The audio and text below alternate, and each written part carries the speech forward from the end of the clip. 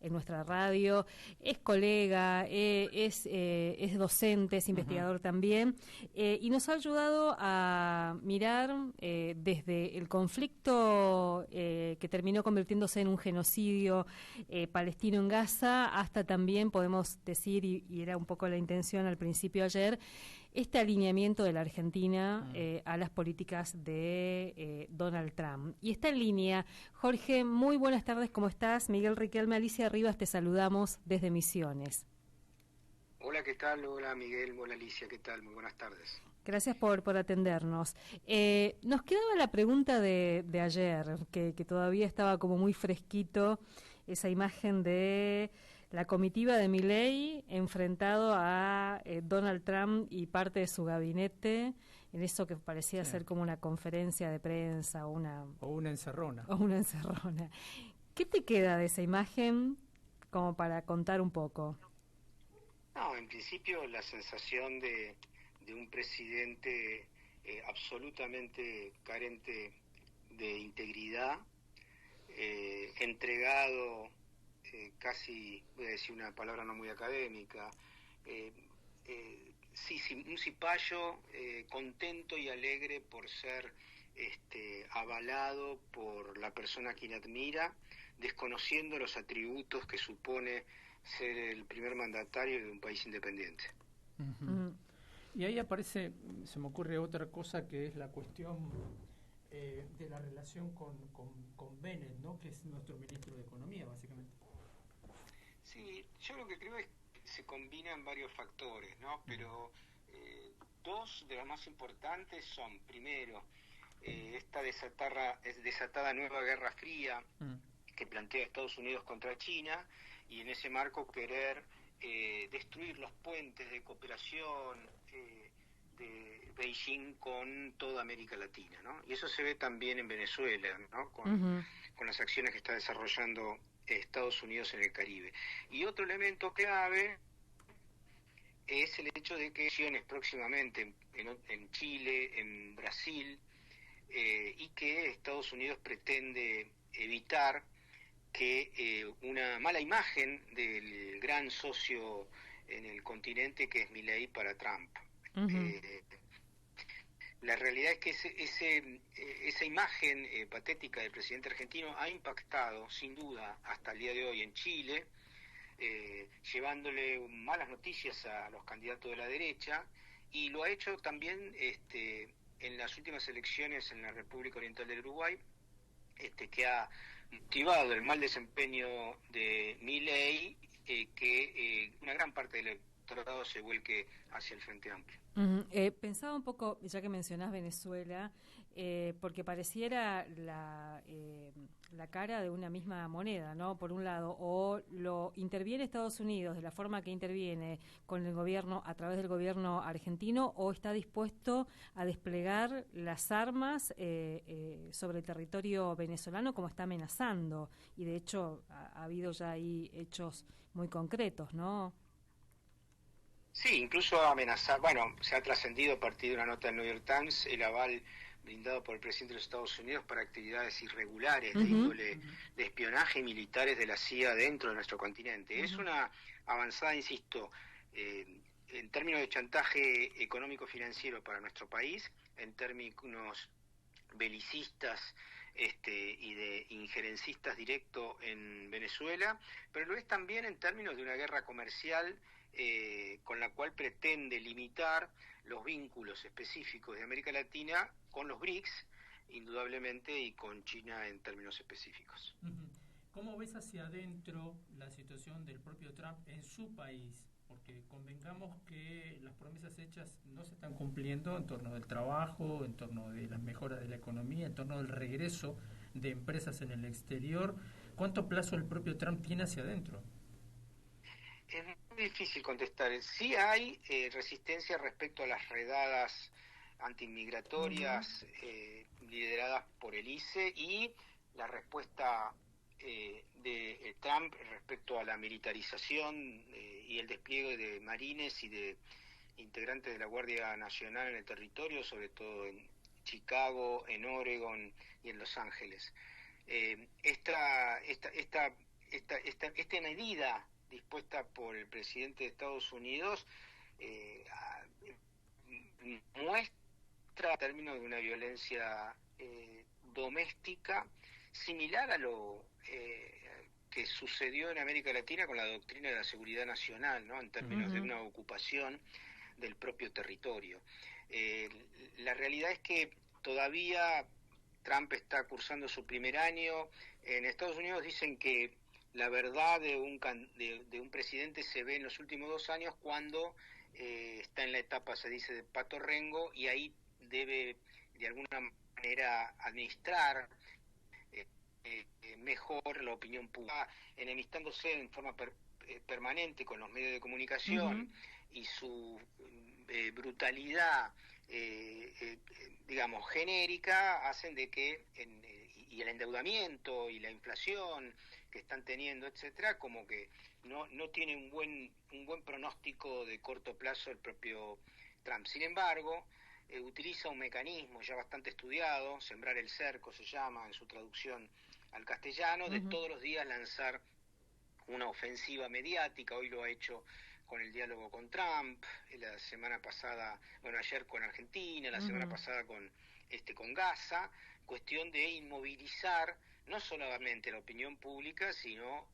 también a sus opositores. Ya que hablas de Gaza, un poco también, ¿cómo estás mirando lo que se cuenta como un acuerdo de paz, entre comillas, cese al fuego? ¿Qué estás viendo ahí? No, yo creo que, digamos, en esto coincido más o menos con el 99% de los analistas.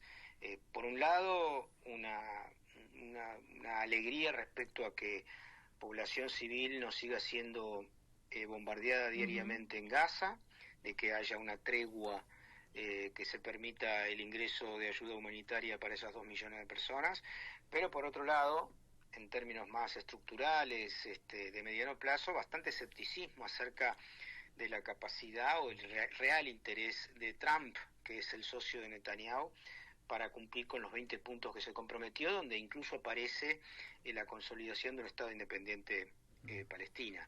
Como no hay una cronología temporal, una sincronicidad respecto a esos objetivos, temo que pueda ser utilizado básicamente como un elemento de distracción, que obviamente debe ser aplaudido en términos de la vida de quienes no están bombardeados hoy, pero que muestran las claras que no se puede ser belicista en todos lados y pacifista en un lugar especial. De hecho, en el día de ayer Trump dijo, bueno, si Hamás no entrega los cadáveres que faltan, solo necesitan mi palabra para que diga basta y Netanyahu vuelva a desarrollar su ofensiva. La realidad es que esa situación, que ya lleva 8 décadas, solo se soluciona con el reconocimiento mutuo de la autodeterminación necesaria de los dos pueblos, con la existencia y la permanencia en la existencia de Israel y el desarrollo de una Palestina libre junto a Israel. ¿Y cómo analizás la performance de algunos países árabes de la región, incluso después del bombardeo sobre uno de los Emiratos por parte de Israel? ¿Qué te parece que hicieron o que cumplieron para llegar a esta situación actual? Yo la verdad que soy bastante desconfiado de algunas difusiones mediáticas. Yo creo que el bombardeo en Qatar fue hecho con anuencia de Qatar, y de hecho los cataríes le dieron, los servicios de inteligencia cataríes les dieron los datos de donde estaban los integrantes de Hamás. De hecho, el gran socio regional de Hamás es Qatar. Ahí vivieron durante 30 años sus máximos representantes. Con lo cual es muy difícil de creer de que Qatar, Estados Unidos e Israel no hayan sido parte conjuntamente de ese bombardeo en un barrio residencial y específicamente el edificio donde estaban viviendo.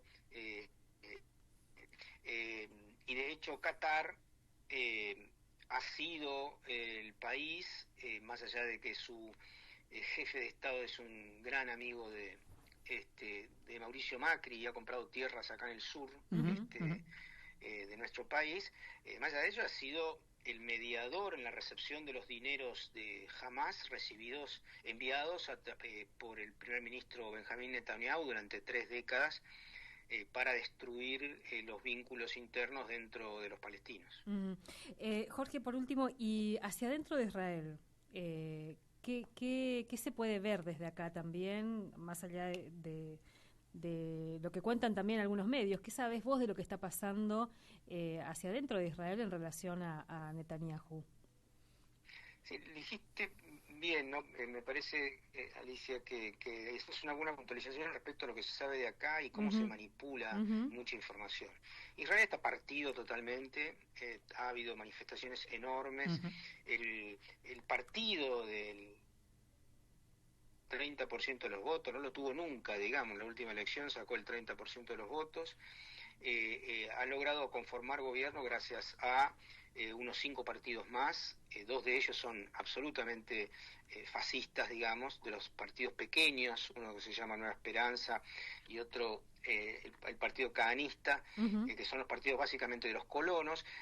La sociedad israelí está partida, por un lado, por supuesto, celebran la recepción de los rehenes, una gran parte, creo la mitad probablemente, quieren la paz, no comparten el criterio belicista de Netanyahu, aunque también es verdad que en términos militares, y no solamente respecto a Gaza, sino al Líbano, Siria, Yemen y Irán, la situación en la región ha cambiado en estos últimos 2 años totalmente por el apoyo de Estados Unidos en el bombardeo a Irán, por la ofensiva contra Hezbollah en el Líbano, por el golpe de Estado en Siria, etcétera, ha cambiado. Y en términos, si se quiere, militares, no en términos del genocidio desarrollado en Gaza, la situación está partida, hay elecciones el año que viene. Trump en la última visita a la Knesset le pidió públicamente al presidente de Israel que indulte a Netanyahu, que está siendo investigado por varias causas de soborno y de tráfico de influencias, etcétera, así que está abierto.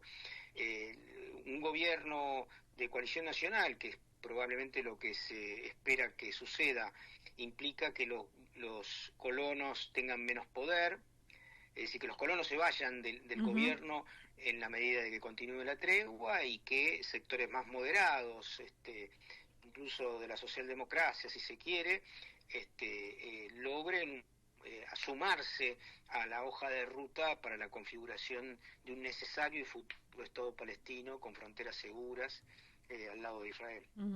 Jorge, te agradecemos un montón este tiempo aquí en la radio de la universidad. Gracias por la generosidad de siempre. No, por favor, gracias a ustedes, un fuerte abrazo. Hasta luego. Hablábamos con Jorge Elbaum, sociólogo, periodista, docente también, docente universitario. Y qué interesante, ¿no? Poder, aunque sea asomarse a esa realidad que es tan compleja. Sí, fíjate que interesante lo que dijo al final sobre el tema de Gaza, porque hemos hecho varias veces esta pregunta sobre cuál es la situación interna en Israel, ¿no? Y hay como varias miradas. Yo recuerdo un dato que hicimos hace 10 días, menos, donde se nos decía que hay una mayoría todavía muy importante dentro de Israel que apoya o que vota o que va a votar un gobierno de derecha o de extrema derecha. Creo que la clave va a estar, como decía Elbaum, en las próximas elecciones que están por ocurrir. Y es verdad que este mensaje de Trump al presidente, insisto con esto, Israel tiene presidente y primer ministro, como muchos estados europeos, que Trump le pidió al presidente que indulte a Netanyahu. Y eso es porque información tiene sobre lo que le puede pasar a Netanyahu apenas pierda los fueros. No, y yo me quedé pensando en esto decía el gobierno de los colonos, pensando cómo ha ido deteriorándose la calidad de vida de los propios israelíes, porque desde, no sé, decíamos, bueno, pensábamos en una sociedad con una ampliación de derechos, con la posibilidad de, no sé, de parejas del mismo sexo, de poder generar un proyecto de vida, qué sé yo. Todo eso en estos años también fue como tensionándose de tal forma que recuerdo un documental que lo veíamos no hace muchos meses, una pareja de gay diciendo nos tenemos que ir de acá. Sí, sí, sí. No, ya no podemos pensar un proyecto de vida porque estamos en riesgo. Tal cual, porque la ultraderecha es además fuertemente ortodoxa en lo religioso. Sí. Así que bueno, para mirar, es complejo esto de a través de qué medios nos informamos, a través de qué medios nos llegan las noticias también. Así que ahí conversábamos con Jorge Elbaum.